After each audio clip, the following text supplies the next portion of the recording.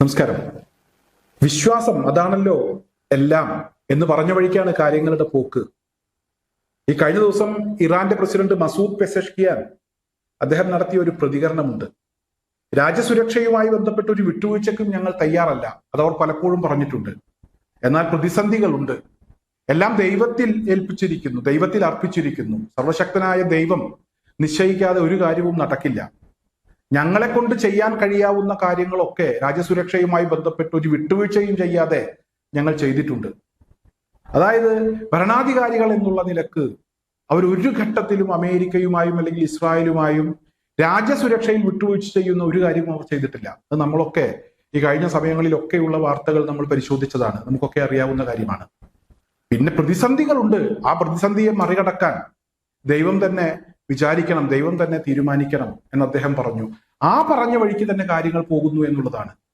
തുടക്കം അവരൊട്ടും മോശമാക്കിയില്ല. തുടങ്ങുമ്പോൾ ദൈവത്തെ വിളിച്ചു തന്നെയാണ് അവർ തുടങ്ങിയത്. എന്തായാലും ഒടുക്കവും മോശമാകാൻ പോകുന്നില്ല എന്ന് തന്നെയാണ് ഇപ്പോഴത്തെ സാഹചര്യത്തിൽ മനസ്സിലാക്കാൻ കഴിയുന്നത്. ഇന്നലെ ഇറാന്റെ ഭാഗത്ത് നിന്ന് ഇസ്രായേലിനകത്തേക്കുണ്ടായിട്ടുള്ള അറ്റാക്ക് അത് ചെറിയ രീതിയിലുള്ള ഒരു അറ്റാക്കല്ല.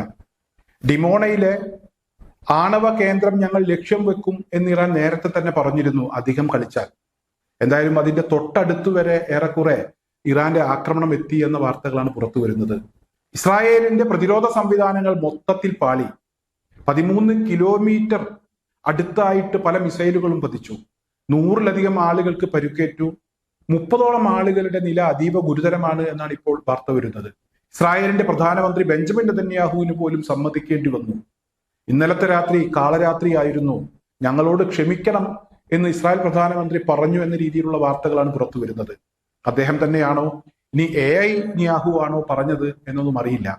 അങ്ങനെ പറയേണ്ടി വന്നു. കാരണം ജനങ്ങൾക്ക് അത്രമാത്രം പ്രയാസമുണ്ടായിട്ടുണ്ട്, ഇസ്രായേലിലെ സാധാരണക്കാരായിട്ടുള്ള ആളുകൾ. ഞാൻ ഇന്നലെ പറഞ്ഞിരുന്നു, അമേരിക്കയും ഇസ്രായേലും ഒക്കെ ഇപ്പോൾ യുദ്ധം നിർത്തുന്നതിനെ കുറിച്ചാണ് ചർച്ച ചെയ്തുകൊണ്ടിരിക്കുന്നത്. 48 മണിക്കൂറെങ്കിലും വെടി നിർത്തണമത്രേ. അത്തരമൊരു അവസ്ഥയിലേക്ക് അവർ പോയിട്ടുണ്ട്. എന്തായാലും അങ്ങനെ തൽക്കാലം വെടിനിർത്താൻ ഞങ്ങളില്ല എന്ന് ഇറാനും വ്യക്തമാക്കി. അതായത് ഇറാൻ തീരുമാനിക്കുന്നത് പോലെയാണ് ഇപ്പോൾ കാര്യങ്ങൾ പോകുന്നത്. അങ്ങനെ വെറുതെ വെടിനിർത്തിയത് കൊണ്ട് കാര്യമില്ല. ഇനി ഒരിക്കലും യുദ്ധം ചെയ്യാൻ നിങ്ങൾ വരില്ല എന്നുള്ള ഉറപ്പുണ്ടാകണം. അതുപോലെ തന്നെ ഞങ്ങൾക്കുണ്ടായിട്ടുള്ള നഷ്ടം അത് നിങ്ങൾ വെക്കണം, നിങ്ങളാണ് അതിന് ഉത്തരവാദി. അതുകൊണ്ട് ആ നഷ്ടം നിങ്ങൾ പരിഹരിക്കണം. ഇനി ഒരിക്കലും ഞങ്ങളെ ആക്രമിക്കാൻ വരരുത്, ഞങ്ങളുടെ രാജ്യസുരക്ഷയുമായി ബന്ധപ്പെട്ട വിഷയങ്ങളിൽ ഇടപെടരുത്, മിഡിൽ ഈസ്റ്റ് വിട്ട് പൊയ്ക്കോളുക. ഇത് തന്നെയാണ് ഇവിടെ ഇറാന്റെ നിലപാട്. നമ്മുടെ പ്രധാനമന്ത്രി നരേന്ദ്രമോദി ഇറാന്റെ പ്രസിഡന്റ് മസൂദ് പെസഷ്കിയാനെ ഫോണിൽ വിളിച്ചു.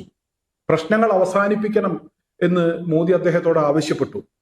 അമേരിക്കക്കും ഇസ്രായേലിനും വെടിനിർത്താം, യുദ്ധം നിർത്താം എന്ന് തോന്നിയപ്പോഴെങ്കിലും നമ്മുടെ പ്രധാനമന്ത്രി ഇറാൻ പ്രസിഡന്റിനെ ഒന്ന് വിളിച്ചല്ലോ. സന്തോഷമുണ്ട്. എന്തായാലും അദ്ദേഹം വിളിച്ചപ്പോൾ അദ്ദേഹത്തോട് പറയാനുള്ള കാര്യങ്ങൾ ഇറാൻ പ്രസിഡന്റ് വളരെ കൃത്യമായി പറഞ്ഞു എന്ന വാർത്തകളാണ് ഇപ്പോൾ പുറത്തു വരുന്നത്.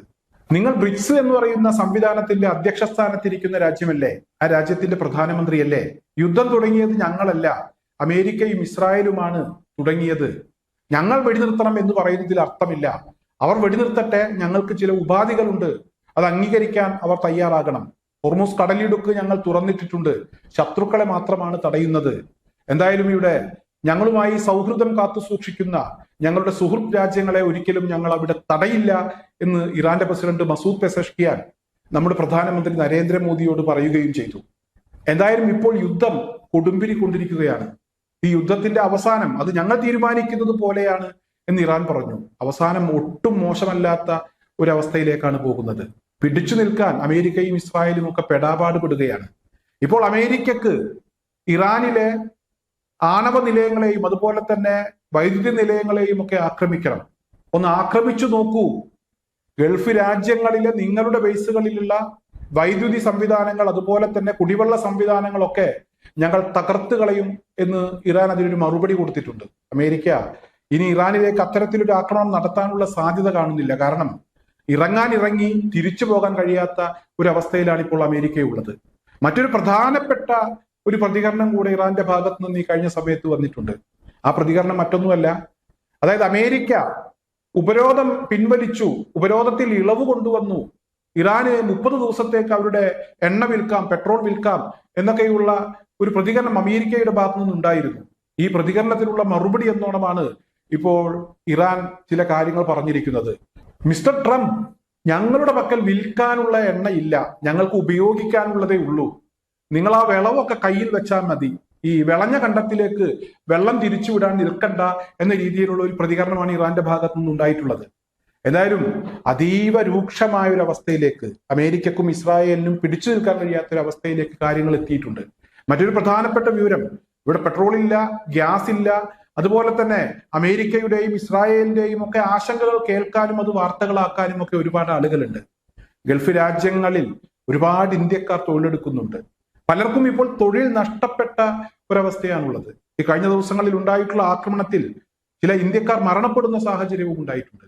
ഇത്തരം കാര്യങ്ങൾ ചർച്ച ചെയ്യാനോ ഗൾഫ് മേഖലകളിൽ തൊഴിലെടുക്കുന്ന പ്രവാസികളുടെ ബുദ്ധിമുട്ടുകൾ പരിഹരിക്കാനോ അല്ലെങ്കിൽ അത്തരത്തിലുള്ള വിഷയങ്ങൾ കാര്യമായ രീതിയിൽ വാർത്തയാക്കാനോ ഇവിടെ ആരും ശ്രമിക്കുന്നില്ല. പ്രത്യേകിച്ച് ഗൾഫ് രാജ്യങ്ങളിൽ നിന്ന് ഈ വിവരങ്ങൾ പുറത്തു വരാൻ സമയമെടുക്കുന്നുണ്ട് എന്നൊരു വിഷയമുണ്ട്.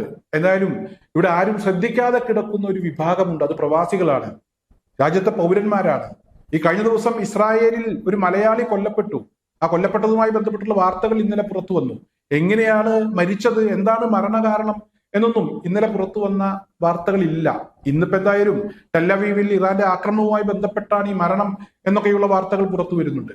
ഇങ്ങനെ മരിച്ചു വീഴുന്ന ആളുകളെ കുറിച്ചോ അല്ലെങ്കിൽ ജനിച്ച നാടിനു വേണ്ടിയും കുടുംബത്തിനു വേണ്ടിയും ഒക്കെ വിദേശത്ത് പോയി തൊഴിലെടുക്കുന്ന പ്രവാസികൾ എന്ന് പറയുന്ന വിഭാഗത്തിനു വേണ്ടിയോ സംസാരിക്കാനോ വാർത്തകൾ കൊടുക്കാനോ ഇടപെടാനോ ആരുമില്ലാത്ത ഒരു സാഹചര്യം ഇവിടെ പ്രത്യേകം ശ്രദ്ധിക്കേണ്ടതുണ്ട്.